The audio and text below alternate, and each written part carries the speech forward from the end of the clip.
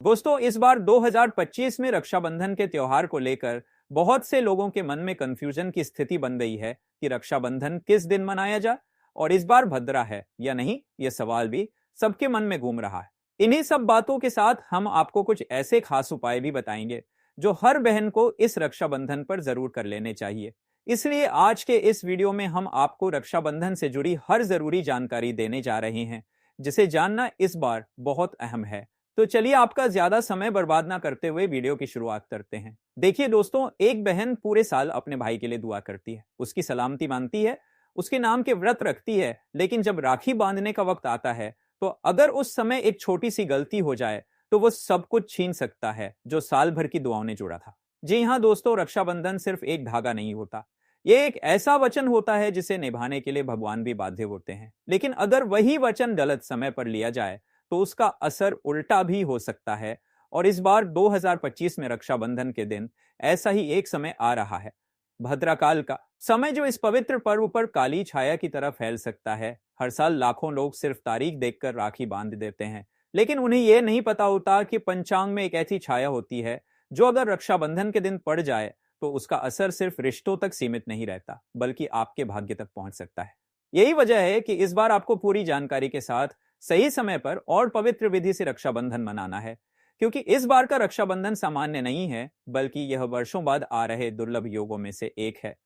लेकिन इसके साथ साथ भद्रा की मौजूदगी भी है जो इस पर्व को मंगल से अमंगल बना सकती है अगर आपने सावधानी नहीं बरती तो। लेकिन उससे पहले अगर आप भी चाहते हैं कि आपके भाई की जिंदगी हमेशा खुशियों से भरी रहे तो इस वीडियो को दिल से एक लाइक जरूर करें और कमेंट में लिखिए जय माता दी, मेरे भाई की रक्षा भगवान करें, ताकि आपकी यह भावना आपके भाई तक ईश्वर के आशीर्वाद के रूप में पहुंचे। अब बात करते हैं 2025 की रक्षाबंधन तिथि की, जो इस बार 2 दिनों के बीच उलझी हुई है। कुछ लोग कह रहे हैं कि रक्षाबंधन 8 अगस्त को मनाया जाए, तो कुछ लोग 9 अगस्त की बात कर रहे हैं। दोस्तों चलिए अब जानते हैं साल 2025 में रक्षाबंधन का त्योहार कब मनाया जाएगा। दोस्तों, रक्षाबंधन का त्योहार सावन पूर्णिमा को मनाया जाता है। पूर्णिमा तिथि की शुरुआत 8 अगस्त की दोपहर 2:12 पर हो रही है और पूर्णिमा तिथि की समाप्ति 9 अगस्त की दोपहर 1:24 पर हो रही है। ऐसे में उदय तिथि के आधार पर रक्षाबंधन का त्योहार 9 अगस्त यानी शनिवार के दिन ही मनाया जाएगा। इसमें कोई भी कंफ्यूजन नहीं है। अब बात करते हैं रक्षाबंधन पर भद्रा का समय। इस साल रक्षाबंधन के दिन भद्रा का साया रहेगा या नहीं? तो देखिए दोस्तों, 9 अगस्त यानी रक्षाबंधन पर इस बार भद्रा का साया नहीं है। पिछले 2-3 साल से भद्रा के कारण राखी का मजा बेकार हो जा रहा था, लेकिन इस बार ऐसा नहीं है। ज्योतिष विशेषज्ञों का कहना है कि इस बार रक्षाबंधन पर भद्रा का साया नहीं है। दरअसल भद्रा सावन पूर्णिमा तिथि में लग रही है, जो कि 8 अगस्त को लग रही है, लेकिन उसका समापन 9 अगस्त को सूर्योदय से पहले हो जा रहा है, यानी कि रक्षाबंधन के दिन भद्रा का साया नहीं रहेगा। इसलिए आप खुशी पूर्वक पूरे दिन रक्षाबंधन का त्योहार मना सकते हैं। चलिए भक्तों, अब हम जान लेते हैं कि राखी बांधने का शुभ मुहूर्त कब से कब तक रहेगा। तो देखिए भक्तों, 9 अगस्त को राखी बांधने का सही समय सुबह 5:21 से लेकर दोपहर 1:24 तक है। पूर्णिमा तिथि 9 अगस्त को दोपहर 1:24 पर समाप्त होगी। पंचांग के अनुसार रक्षाबंधन पर सर्वार्थ सिद्धि योग, श्रवण नक्षत्र और धनिष्ठा नक्षत्र का संयोग रहेगा। इस दौरान राखी पर पूरे दिन सौभाग्य योग बना रहेगा। इसके अलावा ब्रह्म मुहूर्त सुबह 4:22 से लेकर 5:04 तक रहेगा और अभिजीत मुहूर्त दोपहर 12:17 से लेकर 12:53 तक रहेगा।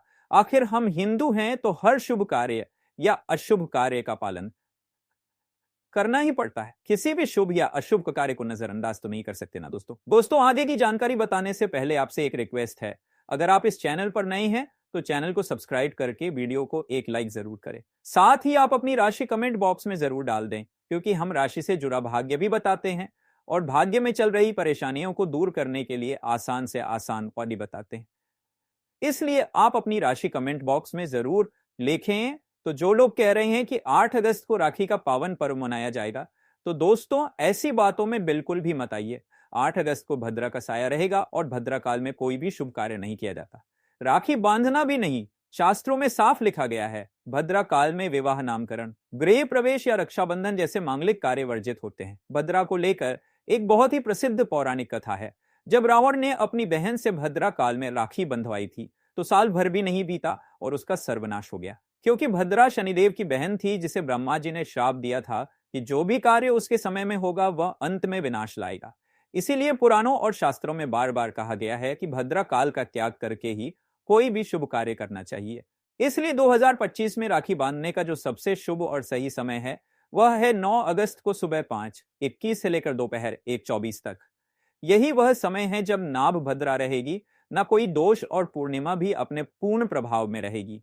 इस दौरान अगर आप राखी बांधती हैं तो उसका फल सिर्फ प्रेम नहीं बल्कि शक्ति, रक्षा और आशीर्वाद के रूप में आपके भाई तक पहुंचेगा। अब बात करते हैं पूजा विधि की, ताकि जब आप राखी बांधे तो हर परंपरा का पालन हो और भावनाएं भी पूरी हो।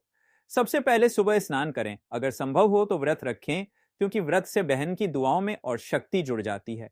इसके बाद हल्के और शुभ रंग के वस्त्र पहने, जैसे सफेद, पीला या गुलाबी और काले कपड़े पहनने से आज के दिन पूरी तरह बचें। अब एक पूजा की थाली सजाएं, जिसमें हो रोली, चंदन, अक्षत, राखी, मिठाई और शुद्ध घी का दीपक। आप चाहे तो आटे, माटी या पीतल का दीपक लें, लेकिन दीपक अवश्य जलाएं। सबसे पहले भगवान को राखी चढ़ाएं, विशेष रूप से भगवान गणेश और श्री कृष्ण को। फिर अपने भाई को पूर्व या उत्तर दिशा की ओर मुख करवा कर बैठाएं और आप स्वयं पश्चिम दिशा की ओर मुख करके बैठे। अब भाई को तिलक करें, अक्षत लगाएं, फूल या चावल छिड़कें, आरती करें, फिर भाई की दाहिनी कलाई पर राखी बांधें। याद रखें कि लाल या पीली राखी शुभ मानी जाती है, काली राखी भूलकर भी ना बांधे। राखी बांधने के बाद भाई को मिठाई खिलाएं और उससे रक्षा का वचन ले। भाई भी बहन को जीवन भर सुरक्षा, सहयोग और प्रेम का वचन दे। अब बात करते हैं उस चमत्कारी उपाय की जो हर बहन को इस दिन एक बार जरूर करना चाहिए। जब आप राखी बांध लें तो कुछ रुपए जैसे त्यावन या 21 लें, उन्हें भाई के सिर से 7 बार वारें और फिर उन रुपयों से एक नई राखी खरीदें। अब उस राखी को पीपल के पेड़ पर बांधें, तिलक करें और मीठा भोग अर्पित करें। यह उपाय तंत्र शास्त्र के अध्याय 83 में बताया गया है और मान्यता है कि इससे भाई को नजर, गृह बाधा, शत्रु और दुर्घटनाओं से जीवन भर सुरक्षा मिलती है। इसके अलावा एक खास बात, रक्षाबंधन के दिन सुबह उठते ही आईना जरूर देखें। शास्त्रों के अनुसार आईना देखने से राहु, केतु, भद्रा और अन्य ग्रहों के अशुभ प्रभाव कम हो जाते हैं। इसलिए दिन की शुरुआत में ही आईना देखना आपके दिन और पर्व को शुभ और सकारात्मक बना सकता है। अब बात करते हैं भोजन की। दिन भर में सात्विक भोजन ही बनाएं, जैसे खीर, हलवा, पूरी, आलू की रसदार सब्जी, मीठी सेवई और रायता। रक्षाबंधन के दिन प्याज, लहसुन, मांस और मदिरा जैसी तमोगुणी चीजें भूलकर भी ना बनाएं और ना सेवन करें। और अगर रक्षाबंधन शुक्रवार को हो, जैसा कि 2025 में नहीं है, तो जो लोग संतोषी माता का व्रत रखते हैं उन्हें रक्षाबंधन के दिन खट्टा खाना बिल्कुल वर्जित है, वरना माता नाराज हो सकती हैं। और अगर इस बार आपका भाई आपके पास नहीं आ सका, विदेश में है या बहुत दूर है, तो भी निराश मत होइए। आप अपने इष्ट देव श्री कृष्ण, गणेश या भगवान शिव की मूर्ति को राखी बांध सकते हैं। सच्चे मन से प्रार्थना कीजिए, वो राखी आपके भाई तक सीधे ईश्वर के माध्यम से पहुंचेगी। ये सिर्फ विश्वास नहीं, ये आस्था है और यह भगवान का वचन है। भक्तों, सावन का महीना जितना महादेव की भक्ति के लिए खास होता है, उतना ही यह महीना शादीशुदा महिलाओं के लिए भी विशेष महत्व रखता है। आपने अक्सर देखा होगा कि प्राचीन काल से ही सावन के महीने में और रक्षाबंधन पर लड़कियों के मायके जाने की परंपरा चली आ रही है। लेकिन क्या आपको पता है कि इसके पीछे का आध्यात्मिक और पौराणिक कारण क्या है? क्या आप जानते हैं कि सावन में बेटियों के मायके जाने से उनके मायके और ससुराल दोनों पर क्या प्रभाव पड़ता है? पूज्य गुरुजी का कहना है कि सावन के महीने में जो लड़कियां अपने मायके जाती हैं और कुछ खास चीजें वहां से लेकर आती हैं, तो उससे ना केवल उनके मायके में बल्कि ससुराल में भी बरकत और सुख समृद्धि बनी रहती है। गुरुजी ने कुछ ऐसे उपाय बताए हैं जिन्हें करने से महिलाएं अपने मायके की बरकत को भी बनाए रख सकती हैं। तो अगर आप भी चाहती हैं कि आपका मायका और ससुराल दोनों सुखी और समृद्ध रहे, तो इस वीडियो को अंत तक जरूर देखिए। आगे बढ़ने से पहले वीडियो को एक दिल से लाइक कर दीजिए और चैनल को सब्सक्राइब जरूर करें, ताकि भोले बाबा की कृपा आप पर सदैव बनी रहे। और कमेंट बॉक्स में सच्चे मन से लिखिए हर हर महादेव जय भोलेनाथ, ताकि भोलेनाथ की कृपा आपके ऊपर हमेशा बनी रहे और हमें ऐसे ही ज्ञानवर्धक वीडियो बनाने का प्रेरणा मिलती रहे। भक्तों, गुरुजी का कहना है कि सावन का पवित्र महीना चल रहा है और पूरा देश भोलेनाथ की भक्ति में डूबा हुआ है। लेकिन यह महीना शादीशुदा महिलाओं के लिए और भी खास हो जाता है, क्योंकि सावन में बेटियों का मायके जाना एक पौराणिक और शुभ परंपरा मानी गई है। शादी के बाद खासकर पहले सावन में बेटियों को मायके जरूर भेजा जाता है, ताकि वे मानसिक और शारीरिक रूप से स्वस्थ रह सकें। माना जाता है कि बेटियों के मायके आने से उनके मायके और ससुराल दोनों में माता लक्ष्मी की कृपा बनी रहती है। गुरुजी बताते हैं, बेटियों को घर की लक्ष्मी कहा गया है। उनके भाग्य से पूरे घर का भाग्य जुड़ा होता है। जब बेटियां शादी करके ससुराल चली जाती हैं, तो घर की बरकत भी मानो उनके साथ चली जाती है। इसलिए अगर आप चाहते हैं कि आपके घर में हमेशा बरकत बनी रहे, तो सावन में जब बेटी मायके आए तो कुछ विशेष उपाय जरूर करें। जब बेटी सावन में मायके आए तो उसके हाथों से घर में तुलसी का पौधा जरूर लगवाएं, और जब तक वह घर पर रहे हर शाम को तुलसी के नीचे दीपक जलवाएं। फिर बेटी जब तुलसी क्यारी में धन, सुख और समृद्धि की प्रार्थना करती है तो आपके घर में बरकत हमेशा बनी रहती है। अगर आपका घर नहीं बन पा रहा है या नई प्रॉपर्टी खरीदने में रुकावटें आ रही हैं, तो सावन में बेटी के घर आने पर किसी मंगलवार को बेटी के पैसों से खरीदा हुआ आटा उसके हाथों से बूंदवाएं। फिर उसी दिन मिट्टी के बर्तन में रखकर मिट्टी में दबा दें। इससे आपकी मकान और संपत्ति की इच्छा जल्द पूरी होगी। अगर बेटी की शादी में आपने कर्ज लिया था और वह अभी तक उतर नहीं पाया, तो सावन में बुधवार के दिन एक सुपारी लें, बेटी के हाथ से मौली या रक्षा सूत्र बंधवाएं और उसे पीले कपड़े में लपेटकर पूजा स्थान या मंदिर में रख दें। इस उपाय से आपका कर्ज धीरे धीरे उतरने लगेगा। भक्तों, यह उपाय केवल विश्वास नहीं बल्कि हमारे शास्त्रों और अनुभवों पर आधारित सिद्ध परंपराएं हैं।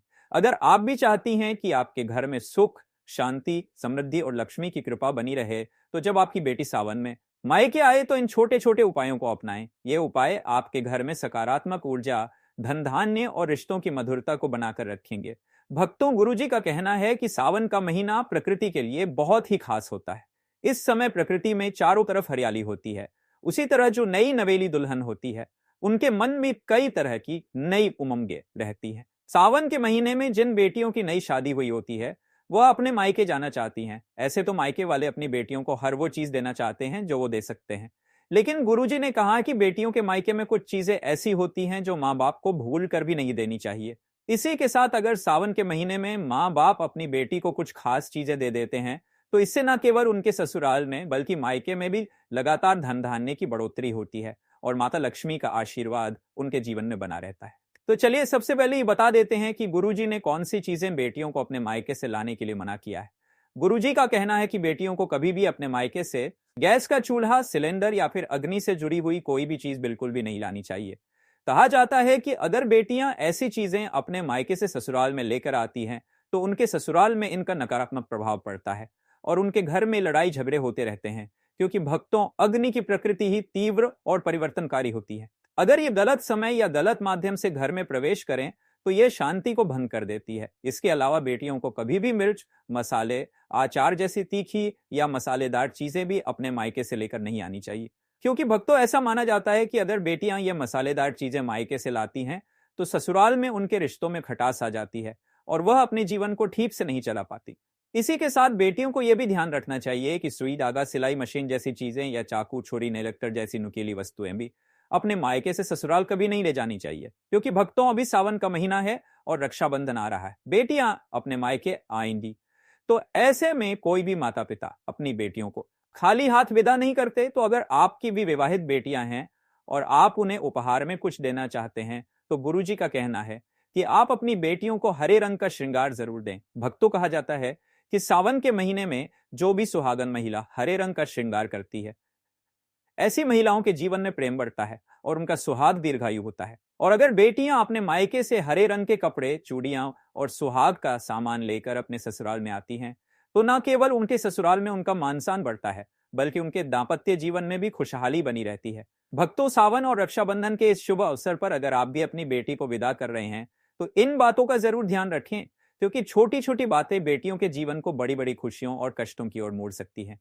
अगर ये जानकारी आपको उपयोगी लगी हो तो वीडियो को एक सच्चे दिल से लाइक करें, चैनल को सब्सक्राइब करें और कमेंट में श्रद्धा से लिखें हर हर महादेव, ताकि भोलेनाथ की कृपा आप पर और आपकी संतान पर सदा बनी रहे।